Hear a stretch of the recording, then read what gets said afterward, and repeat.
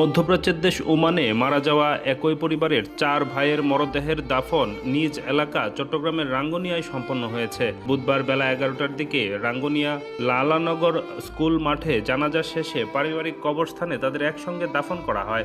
জানাজায় দূর দূরান্ত থেকে হাজার হাজার মানুষ অংশ নেয়। একসঙ্গে 4 ভাইয়ের মৃত্যুর ঘটনায় পুরো রাঙ্গুনিয়া এলাকায় শোকের ছায়া নেমে আসে।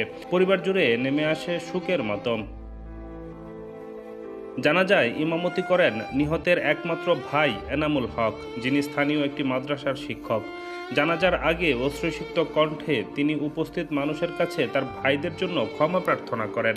আমরা গতকাল রাতে 8টা বাজে রিসিভ করছি ঢাকা এয়ারপোর্টে। আমি অত্যন্ত দুঃখের বিষয় যে এটা আমার ভাই না হলে এরা আমাদের ভাইয়ের মতো এখানে রাঙ্গুনিয়া নানা থেকে লোক এসেছে।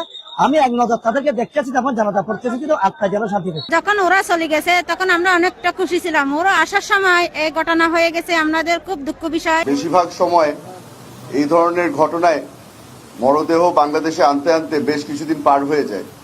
তবে এইবার 4 দিনের মাথায় আমরা এই ফ্যামিলি মেম্বার সকলকে আমরা বাংলাদেশে নিয়ে আসতে পেরেছি।